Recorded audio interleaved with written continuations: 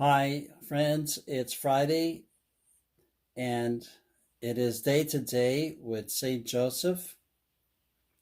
And we are thinking about the impact of Joseph in Vatican I and Vatican II. Yesterday, I talked about a Father Lataste, a French Dominican priest who had a great influence in getting Joseph a lot more included in the church. And when you get him into recognition at a Vatican Council, like number one, then that's a big deal. And that was way back in 1870. So you go then to the 1960s, and they're getting ready, they're convening the Second Vatican Council. And on March 19th, Feast of St. Joseph, the Pope says the Vatican II Council is under the patronage of St. Joseph. And that's why in the shrine, as I showed you yesterday, there's the big mosaic of Joseph holding Christ and then looking over at the Vatican Council in assemblage. It was in one of the meetings in November 1962 that Pope John the 23rd decided to insert St. Joseph in the canons, and he was inspired by stories of lovers of Joseph and people that had miracles and intercession of St. Joseph. He particularly was moved by the story of an aged bishop that got up and spoke at the council about the cause of St. Joseph getting more recognition. And that priest got up and did not such a good job, according to the other bishops watching. They thought he went on too long and repeated himself a lot. But when he finished, Pope John the 23rd said, this man was Croatian, and remember, he was imprisoned for 4 years, and he was, purposely put into an accident to have his hips both broken. And so I think this man who's made the effort to come from Croatia should be listened to. I think God has sent him here to get Joseph into the church even more.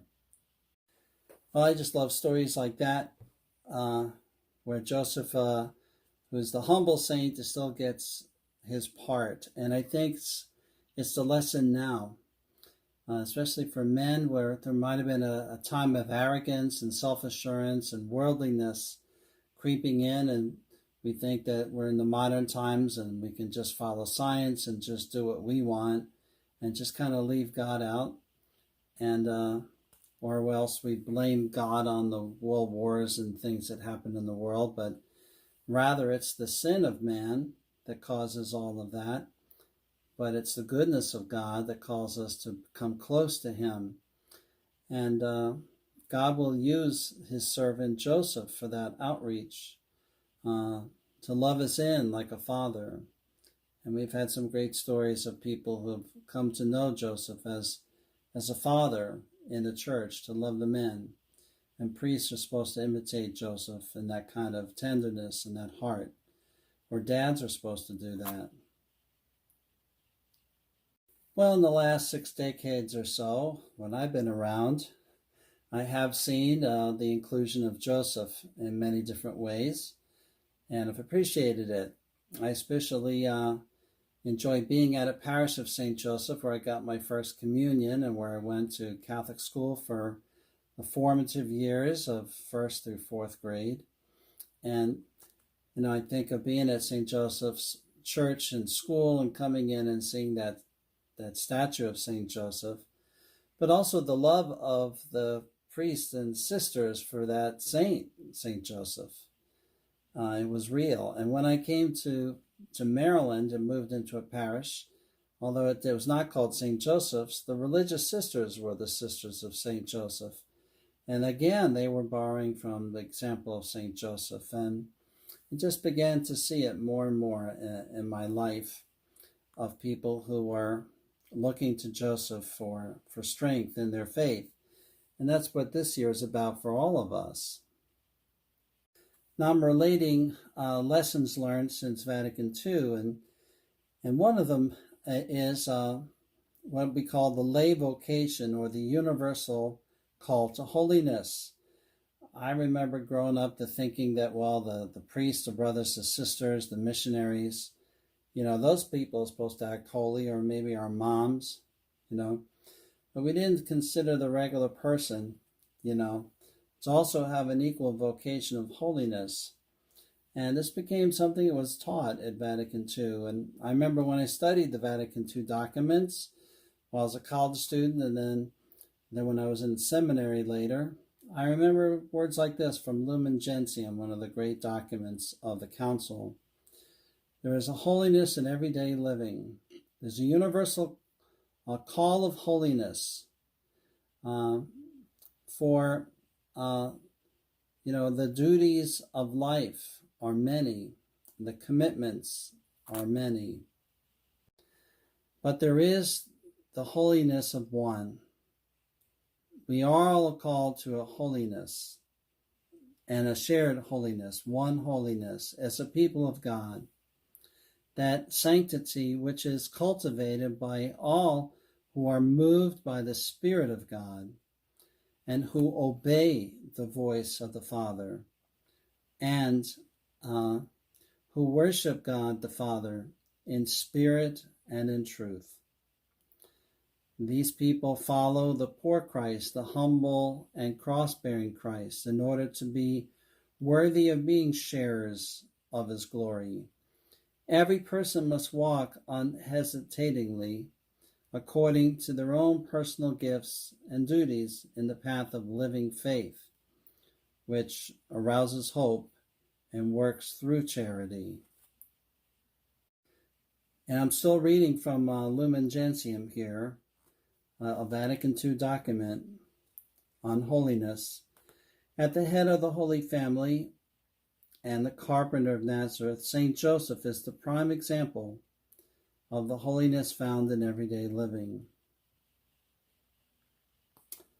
The holiness found in everyday living. So there's the message here that I wanted to get in today's Friday tape, is this holiness in everyday living that Vatican II taught us, or is trying to teach us, and that everyone must walk unhesitatingly into that holiness and that call, into that vocation. We all have a vocation unto our baptism.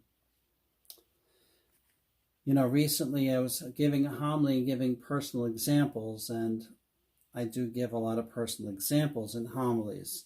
I try not to talk about myself too much, but I use my own examples because people don't give me too many examples of their own. They don't come up week after week and say, hey, Father Barry, here's a whole bunch of faith stories that happened to me this week with Jesus. So I have to rely on my own experiences and stories, or the ones that I see. And I think at the heart of faith, and why I do preach this way in my homilies, it's all about the experience of faith. It's all about what we are living, the living faith that this document talks about. The experience of our hearts, not just our heads, not just, concepts, but like St. Joseph, it's what's lived in the heart, what's lived in the hands, what's lived in the feet. Jesus said, blessed are the feet of those who bring the good news. Well, that's lived out faith. That's not standing still, that's moving. And I think that is this call of holiness, that we are to live out our faith. And when I preach, I try not to act like I'm drawing attention to me. I'm just saying that I'm living a faith that has personal examples every week. I'm trying to say, I'm living this faith. Are you living an active, living faith? Are you experiencing Jesus regularly? And if the answer is, I'm not sure, well then, call on St. Joseph's intercession, because he knows what it is to be inspired by Jesus, to be intimate with Jesus, and then to live out his faith. And he's mostly a lived out faith, not so much a talking faith. And so the quiet example of faith is going to mean a whole lot to how the church works today. And this is St. Joseph's influence on us now, 2021, as I make this tape. But Pope John Paul II wrote a whole document on Redemptoris Custos, or the guardian of the Redeemer. I got it right here in this book, the guardian of the Redeemer. And it's an apostolic exhortation. And he has a whole lot of things to say about Joseph and living out the gospel. So on Saturday's tape, we'll take a look at that apostolic exhortation, just some of the things that Pope John Paul II said, which has then influenced Pope Francis and where he's at today with us. And it's just helpful to have somebody walking on the road with us of faith, a pilgrimage, who really knows the road, who really knows the walk, and who's humble enough to really take us the best way that we can go. Good Saint Joseph. So, good Saint Joseph, be with us. Be with those who are watching. Be with me. Be with the whole church. We're calling on you this year. This is the year of Saint Joseph. We're calling on you. And now we have Joseph, your statue in the church, just to remind us of how special you are to us and how we need you. Amen.